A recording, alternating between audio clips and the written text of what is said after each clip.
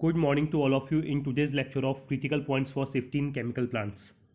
आज के इस लेक्चर में बेसिकली हम ये समझेंगे कि वो कौन कौन सी क्रिटिकल चीज़ें होती हैं या फिर वो कौन कौन सी क्रिटिकल इन्फॉर्मेशंस होती हैं जो हमको पता होना काफ़ी ज़्यादा ज़रूरी रहता है अगर हम केमिकल प्लांट्स में काम कर रहे हैं। तो मेरा जो लेक्चर है इसके PDF का लिंक मैं डिस्क्रिप्शन बॉक्स में डाल दूंगा, जिसको भी ये डाउनलोड करना है वहाँ पे जाके इजली डाउनलोड कर सकता है। सबसे पहले ये ध्यान रखिएगा कि सेफ्टी किसी एक पर्सन या फिर सेफ्टी पर्सन की रिस्पॉन्सिबिलिटी नहीं होती है। सेफ्टी हर एक उस आदमी की रिस्पॉन्सिबिलिटी होती है जो एक पर्टिकुलर ऑर्गेनाइजेशन में काम करता है। इसीलिए जब भी आप प्लांट्स में एंटर करते हैं तो अपने आईज, नोज़ और ईयर्स को बिल्कुल एक्टिव रखिए, ताकि अगर आप कोई भी एबनॉर्मल चीज़ देखते हैं, मान लीजिए कहीं पे कोई आप लीकेज देख रहे हैं, कहीं पे कोई आपको अजीब सी स्मेल आ रही है या फिर कुछ आपको अजीब सी साउंड सुनाई दे रही है, तो आपको इमीडिएटली जो भी उस प्लांट से कंसर्न प्लांट इंचार्ज है या फिर सेफ्टी इंचार्ज है या फिर कंसर्न सेफ्टी पर्सन है, उसको आपको इमीडिएटली इन्फॉर्म करना है।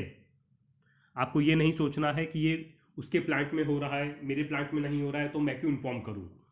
बिकॉज सेफ्टी इंसिडेंट्स का इम्पैक्ट काफ़ी बड़ा होता है और इसमें फिर वो इतने ह्यूज रहते हैं कि आपको पता भी नहीं चलेगा कि उसका इम्पैक्ट कब आप पे पड़ जाता है। इसका सबसे बड़ा एग्जाम्पल है भोपाल गैस ट्रेजेडी, जो आपका यूनियन कार्बाइड नाम की फैक्ट्री में हुआ था। आप सबको इसका आइडिया होगा, जस्ट मैं हल्का सा बता रहा हूँ। यूनियन कार्बाइड नाम की फैक्ट्री में हुआ था 1984 में। इसमें आपका जो पानी है वो मिथाइल आइसोसाइनेट गैस के साथ में मिक्स हो गया था, जिसकी वजह से आपका एक रनअवे रिएक्शन गया था और गैसेस जनरेट हुई थी। और इसका इम्पैक्ट इतना बड़ा था कि आप वो कंपनी तो छोड़ दीजिए, पूरा का पूरा भोपाल सिटी से इम्पैक्ट हुआ था।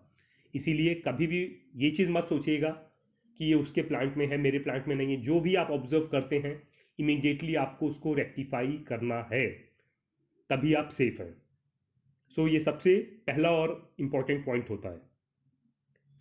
सॉल्वेंट्स सबसे ह्यूज मात्रा में केमिकल प्लांट्स में हैंडल किए जाते हैं, और अगर हम फायर से के इंसिडेंट से रिलेटेड बात करते हैं तो उसमें सबसे इम्पॉर्टेंट रोल ये सॉल्वेंट्स ही प्ले करते हैं।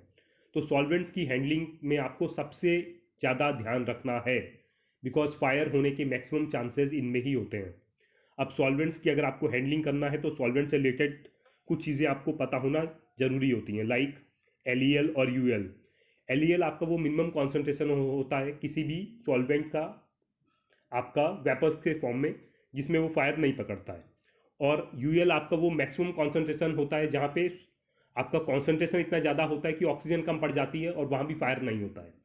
तो याद रखिएगा, फायर हमेशा LEL और UL के बीच में होता है। तो जो भी आप सॉल्वेंट्स हैंडल कर रहे हैं आपको उसका LEL और UL पता होना काफ़ी ज़्यादा ज़रूरी होता है। सेकंड, फायर पॉइंट और फ्लैश पॉइंट, ये दो चीज़ें जो भी सॉल्वेंट्स आप हैंडल कर रहे हैं उसका हमेशा पता रखिएगा। फ्लैश पॉइंट बेसिकली आपका ये वो टेम्परेचर होता है जहाँ पे आपका वेपर्स का एक पर्टिकुलर कॉन्सेंट्रेशन प्रेजेंट होता है, वहाँ पे वो इमीडिएटली फायर पकड़ता है और फिर बुझ जाता है। बट फायर पॉइंट के केस में जब एक बार वो फायर पकड़ लेता है तो वो फायर 5 सेकेंड्स या फिर उससे ज़्यादा टाइम पे सस्टेन करती है। जो आपका फायर पॉइंट होता है वो हमेशा फ्लैश पॉइंट से आपका ज़्यादा रहता है। तो आपको जो भी सॉल्वेंट्स हैंडल कर रहे हो उसका फ्लैश पॉइंट और फायर पॉइंट का हमेशा नॉलेज रखिए। अगला इंपॉर्टेंट चीज़ आता है static charge. Static charge basically वो चार्ज होता है जो आपको बेसिकली दिखाई ही नहीं देता है, बट ये आपके दो चीज़ों के बीच में रिलेटिव मोशन में हमेशा डेवलप होता है। तो ऐसी चीज़ जो दिखाई ना दे बट जिसका इम्पैक्ट ह्यूज हो, वो आपको खास ध्यान रखना है। इसका सबसे बेस्ट एग्जांपल है जब भी आपका सॉल्वेंट्स किसी पाइपलाइंस में मूव करता है या फिर किसी वेसल में फॉल करता है तो वहाँ पे स्टैटिक चार्ज जनरेट होता है। तो इसको डिसिपिएट करना सबसे ज़्यादा ज़रूरी होता है। इसी के लिए जो भी स्टैटिक चार्ज, ये देखिए जैसे ये एग्जांपल्स मैंने यहाँ पे दिखाए हैं, जो भी सॉल्वेंट्स आप डाल रहे हैं उसमें बेसिकली डिप पाइप का यूज़ कीजिए। जो भी आप रिएक्टर्स यूज़ कर रहे हैं उनमें डबल अर्थिंग्स का प्रोविज़न रखिए। प्लस जितने भी आपकी ट्रांसफरिंग पाइपलाइंस हैं उन ट्रांसफरिंग पाइपलाइंस के ऊपर आपके अर्थिंग जंपर्स प्रेजेंट होने चाहिए, ताकि उसकी कनेक्टिविटी किसी भी तरीके से ब्रेक ना हो, और अगर स्टैटिक चार्ज जनरेट होता है तो वो इमीडिएटली न्यूट्रलाइज हो जाए।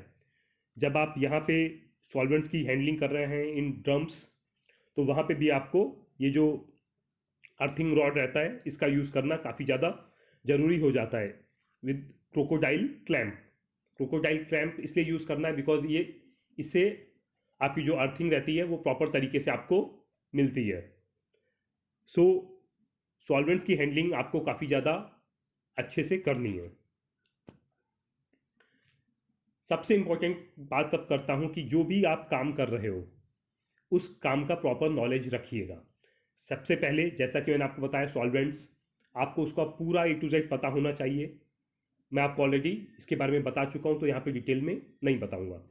सेकंड, सॉल्वेंट्स को छोड़ के आप बाकी जितने भी केमिकल्स हैंडल कर रहे हैं, इवन सॉल्वेंट्स, आपको उन सब का MSDS पूरा पता होना चाहिए कि इनको हैंडलिंग करते टाइम बेसिकली कौन कौन से हैज़ार्ड्स हैं और अगर कुछ एबनॉर्मलिटी होती है तो उसको किस तरीके से आपको इमीडिएटली टैकल करना है। जो भी आपको SOPs दी जाती हैं, स्टैंडर्ड ऑपरेटिंग प्रोसीजर्स, वो प्रोसीजर्स आपको स्ट्रिक्टली फॉलो करने हैं। उसमें किसी भी तरीके का चेंज आपको अपने हिसाब से नहीं करना है। जो भी रिएक्शन आपके रिएक्टर के अंदर चल रही है आपको उसका आइडिया होना काफ़ी ज़्यादा ज़रूरी होता है कि उसमें क्या चीज़ क्रिटिकल है और अगर क्रिटिकल है तो उसको आपको किस तरीके से बेसिकली कंट्रोल करना है। आपको वो कैपेबिलिटी आपके अंदर डेवलप करनी है कि अगर कोई भी डेविएशंस होते हैं तो वो इमीडिएटली आपको पता चलने चाहिए। बिकॉज कई बार ऐसा रहता है कि चीज़ें आपके SOP से डेविएट कर जाती हैं बट लोगों को पता ही नहीं चल पाता है कि ऐसा हुआ है। तो आपको अपने अंदर वो कैपेबिलिटीज़ बिल्डअप करनी है कि आप एबनॉर्मलिटीज़ को इमीडिएटली आइडेंटिफाई करें और उनको इमीडिएटली रेक्टिफाई करें ताकि कोई भी छोटा या बड़ा इंसिडेंट कभी भी ना हो।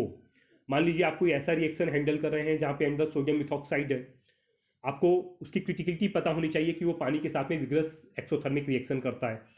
तो आपको वहाँ पे ये ध्यान देना है कि किसी भी तरीके से पानी आपके सिस्टम में ना आए। तो आपको अपने सिस्टम को उतना सॉलिड प्रूफ करना है कि पानी आने के आप सारे के सारे चांसेस एलिमिनेट कर दें। इसीलिए जो भी आप पर्टिकुलर प्रोसेस चला रहे हो उसका आपको डीप अंडरस्टैंडिंग होना काफ़ी ज़्यादा ज़रूरी होता है। इसके बाद में जो आप रिएक्टर पे काम कर रहे हो उस रिएक्टर के कुछ प्रॉपर चेक पॉइंट्स आपके पास में हमेशा होने चाहिए। लाइक हर एक रिएक्टर के ऊपर आपके बेसिकली प्रेशर गेजेस होते हैं, इनका टाइम पे कैलिब्रेशन हुआ है या नहीं हुआ है वो आपको इंश्योर करना है। टेम्परेचर गेजेस होते हैं, ये आपके प्रॉपर वर्किंग है या फिर नहीं है। अदरवाइज पता चला टेम्परेचर आपको मेंटेन करना है 30 डिग्री, टेम्परेचर आपका चल रहा है 60 डिग्री बट आपको लगेगा कि सब ओके चल रहा है, तो इनका टाइम पे कैलिब्रेशन हुआ है या फिर नहीं हुआ है। जो आपकी रिएक्टर है या फिर जो आपके कंडेंसर्स हैं उनका timely health checkup, like reactors की आपकी थिकनेस चेकिंग, ये टाइम पे हुई है या फिर नहीं हुई है। जो भी आपने प्रीवियस बैच ट्रांसफ़र किया है उसके बाद में रिएक्टर को आपको प्रॉपर तरीके से थॉरली चेक करना है कि उसमें कोई होल्ड अप तो नहीं बचा हुआ है। पता चला अगला मास है और वहाँ पे कोई रिएक्शन हो जो आपको ना पता हो तो वो भी इंश्योर कीजिएगा। जो भी आपके रिएक्टर्स हैं या फिर जो भी आपके कंडेंसर्स हैं उनमें प्रॉपर तरीके से यूटिलिटीज़ फ्लो हो रही हैं या फिर नहीं हो रही हैं। पता चला आपने प्रोसेस तो चालू कर दिया बट जो आपको टेम्परेचर प्रेशर की कंडीशंस मेंटेन करना है वो आप मेंटेन ही नहीं कर पा रहे हो बिकॉज यूटिलिटीज़ का जो फ्लो चाहिए वो आपको मिल नहीं रहा है। इन दैट केस आपका कोई भी इंसिडेंट हो सकता है। जो भी आपके सेफ्टी डिवाइसेस लगे हुए हैं लाइक आपके सेफ्टी वॉल्स हो गए, रप्चर डिस्क हो गए, इन सब का टाइमली चेकअप हुआ है या फिर नहीं हुआ है। अगर नहीं हुआ है तो आपको ये इंश्योर करना है कि इन सब का टाइमली चेकअप हो। इसके बाद में जितने भी हैजार्डियस केमिकल्स, स्पेशली आपके एसिडिक या फिर हाईली बेसिक केमिकल्स आप एक जगह से दूसरी जगह ट्रांसफ़र कर रहे हो, उन सारी की सारी लाइंस के ऊपर आपके फ्लैंज गार्ड्स होने चाहिए। सॉल्वेंट्स की लाइन पे आपके अर्थिंग जंपर्स प्रेजेंट होने चाहिए। इसके बाद में जितने भी आप इक्विपमेंट्स यूज़ कर रहे हो उनका आपका टाइमली जो हेल्थ चेकअप होता है, जो आपका उसका शेड्यूल रहता है प्रिवेंटिव मेंटेनेंस का, वो सारे के सारे इक्विपमेंट्स का टाइमली प्रिवेंटिव मेंटेनेंस हुआ है या फिर नहीं हुआ, ये भी आपको इंश्योर करना है। इसके बाद में अगला पॉइंट आता है पाउडर हैंडलिंग। काफ़ी सारे लोग पाउडर हैंडलिंग को बिल्कुल मतलब मजाक समझते हैं कि पावर हैंडलिंग के केस में हैजार्ड्स काफ़ी कम होते हैं, बट पावर हैंडलिंग के केस में इवन फायर का जो हैजार्ड होता है वो काफ़ी ज़्यादा रहता है। तो जो भी पाउडर आप हैंडल कर रहे हो उस पाउडर से रिलेटेड प्रॉपर्टीज़ आपको पता होना है। लाइक कहीं उसका इचिंग नेचर तो नहीं है, कहीं वो आपका इरिटेशन तो नहीं करता है, अगर आप उसके पार्टिकल्स को इनहेल करते हो तो कोई प्रॉब्लम तो नहीं होती है। इवन जब आप उसकी मिलिंग या शिफ्टिंग करते हो तो उसकी MI value, minimum ignition energy, आपको पता होना काफ़ी ज़्यादा ज़रूरी होता है। Minimum ignition temperature, MIT value, because होता क्या है कि आप सॉलिड्स के केस में ऐसा सोच के चलते हो कि यहाँ तो फायर हो ही नहीं सकता है, बट ऐसा नहीं होता है। बड़े से बड़े इंसिडेंट्स हुए हैं जहाँ पे आपका सॉलिड्स में फायर होता है, इसीलिए सॉलिड से रिलेटेड प्रॉपर्टीज़ भी आपको पता होना काफ़ी ज़्यादा ज़रूरी होता है। इसके बाद में आप जिस रिएक्टर पे काम कर रहे हो वो तो ठीक है, बट आजू बाजू के रिएक्टर्स में क्या चल रहा है, वहाँ पे भी सब प्रॉपर तरीके से मेंटेन है या फिर कोई एबनॉर्मलिटी है, तो वो भी आपको पता रखना है।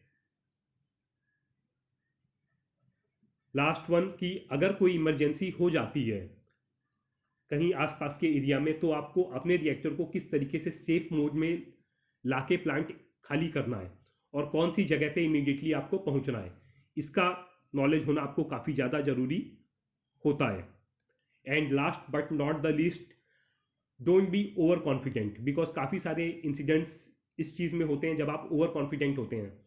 लाइक काफ़ी सारे लोग ये सोचते हैं अरे ये काम मैं 10 साल से कर रहा हूँ, इसकी हैंडलिंग में कोई भी हैज़ार्ड नहीं है, आप सेफ्टी बाईपास करोगे, कब वहाँ पे इंसिडेंट हो जाएगा आपको पता भी नहीं चलेगा, बिकॉज केमिकल्स किसी के दोस्त नहीं होते हैं। फॉलो ऑल सेफ्टी गाइडलाइंस, आप हमेशा सेफ रहोगे और हैप्पी रहोगे। सो होप आपको आज का लेक्चर अच्छा लगा होगा। नेक्स्ट लेक्चर में I will be back with a new topic. Till then goodbye and have a nice day.